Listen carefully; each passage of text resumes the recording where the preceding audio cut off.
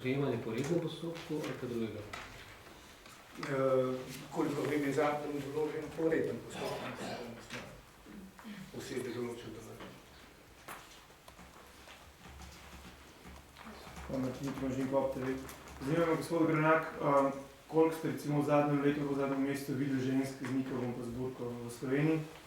Pa me potem smislu tudi zanima, ali se vam ne zdi to, glede na to, da je, pričakujemo odgovor, da je zelo malo ali pa skoraj nič, da s tem predvsem ne recimo razdvajate oziroma ne odrivate muslimanov v slovenski skupnosti na eni strani. Kako to komentirate?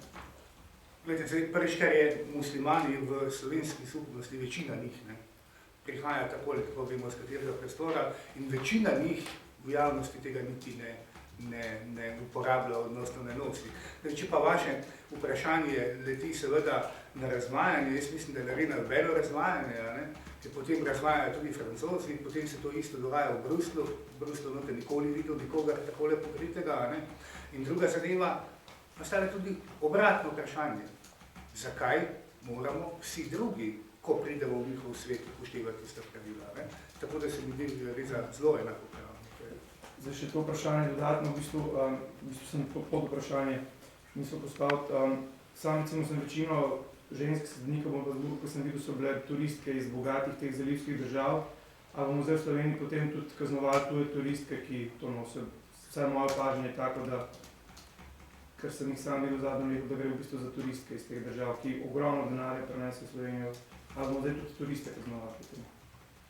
Koliko je to ogromno denarja? Ne vem, pravijo tisti, ki delajo v turizmu, da so to turisti, ki največ trošijo, ker gre za bogate šejke in tako naprej. Njih veliko, ampak... Ne veste, ampak vse govori. Ne, pač zanima me, ali bomo torej turiste kaznovali, se lahko sem na to tudi odgovorite. Če... No, gledaj, kako je rekel, ne, zdaj od vas posameznikov je odvisno, ne, v katero smer bo kdo od vas novinarjev komentiral zadeve, ne. Ko takole pogledam, imam nekako predstavo o tem, ne. Rekel bi pa to, ne, zelo jasno, vaša anketa, hiše, ki jo vi objavljate v tem trenutku, pove, da anketiranci plebiscitarno skoraj da podpirajo ta predlog. Pa bi po vašem potem morali tudi turiste kaznovati ali ne? To me sem zanimalo. Vprašanje je na nek način smešno, ne? Zakon velja za vse. Ko smo na območju Republike Slovenije, tako kot v Bruslu, tista zakonodaja. No, gledajte, jaz mislim, da ima Slovenija srečo, da tega vidite relativno malo. Ne? In da bo tako ostalo, je pač potrebno sprejeti neke ukrepe in enega od tega, oziroma dva od teh smo danes predlagali. Zdaj, ta vprašanja, ki pa skušajo to relativizirati, pa celo smešiti, so pa, bomo rekel, na liniji politike, ki jih večina slovenskih medijev vodi v zadnjih mesecih do tega vprašanja in ta politika je neposredno odgovorna za 130 mrtvih v Parizu. Še kakšno vprašanje? Ja, to je demokracija. Mene pa zanima, kako komentirate pojav videa, ki vabi v arabščini migrantov v Slovenijo.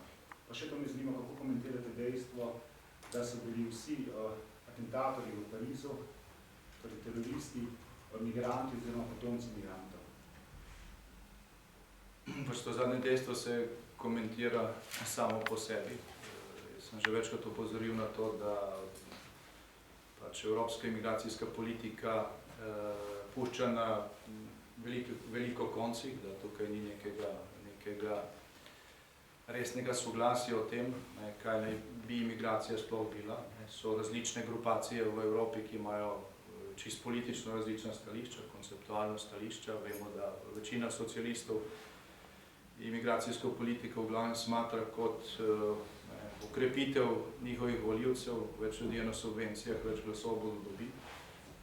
In še vse v nekaterih ključnih evropskih državah se je ta val bistveno okrepil takrat, ko so bile socialistične vlade na oblasti.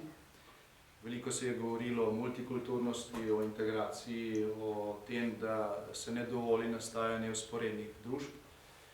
Zdaj vidimo, da so bile to samo besede, ne samo, da obstajajo vzporedne virtualne družbe, pač obstajajo cela predmestja v nekaterih evropskih mestih, kjer, če greš tja, misliš, da si v predmestju Istanbula ali pa Rijada. Skratka, gre za neposredno fizično občutenje teh sporednih družb. Vidimo tudi, kakšna je velikost rekrutacijske baze za teroristične aktivnosti ali pa za te bojne aktivnosti Daesha oziroma samozvane islamske države v Siriji in v Iraku. In seveda zdaj ponovno tudi v Evropi preštevamo žrtve tega zgrešenega pristopa. Zdaj, če bi od samega začetka bili neki principi, ki se zdaj skušajo uveljavljati v nekaterih evropskih državah, jasni in znani, če tukaj ne bilo političnega oportunizma, potem bi seveda imigracije vseeno bile, ker so vedno bile, ampak bi bile nadzorovane in bi jih evropske družbe oziroma države sprejemale na ta način, da ne bi nastajalo vzporedne družbe in da se ne bi zlorabljala politika mednarodne zaščite oziroma azila, ki je zdaj že v mnogih državah, že v zakonodaji, že v naši. V bistvu ne politika mednarodne zaščite in azila za čas, dokler za nekoga traja nevarnost, ampak je to politika integracije. Je pristop že na samem začetku izvršen. In nobena fraza, nobeno zavijanje v celofan pač tega ne rešuje. Tudi potiskanje glave v pesek, v tem smislu, saj Slovenija ni izpostavljena, če boste pa takšne ukrepe predlagali, bo pa to mogoče imelo celo nasprotni učinek. Glejte, to je vse zelo kratkovidno.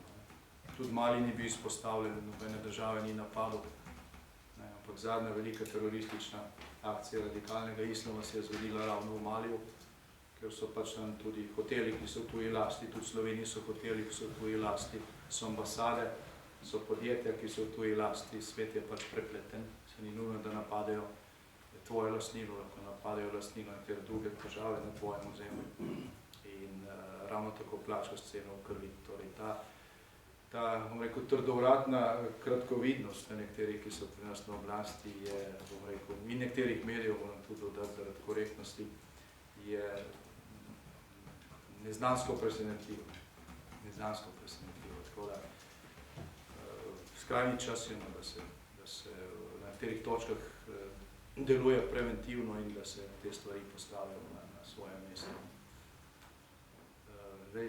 Francija ima priliva od turizma, po moje, 250-krat več od Slovenije. To je kljub temu burke in niča prepovedala že pred leti in prestala tudi preizkus te odločitve na Evropskem sodišču za človekove pravice. Torej ne prihajati s smešnimi argumenti. Lahko še z eno vprašanje bih na to, zdaj, kar ste na koncu povedali. V bistvu večina beguncev, migrantov, ki zdaj prihajajo v Evropo, pravijo, da prihajajo zato, ker jih je Angela Merkel v bistvu pozvala na nek način, pravijo v bistvu, Maja Merkel vem, da rekla na smislu, da pač bo Evropa poskrbela za vse, ki prihajajo. Gre v bistvu za vašo strankarsko kolegico na v Evropski ljudski stranki. Kako zdaj vi ocenjujete takrat te njene besede, ko se je začel ta migrantski val? Kot napako, eno večjih napak. Če ni več vprašanj, hvala lepa.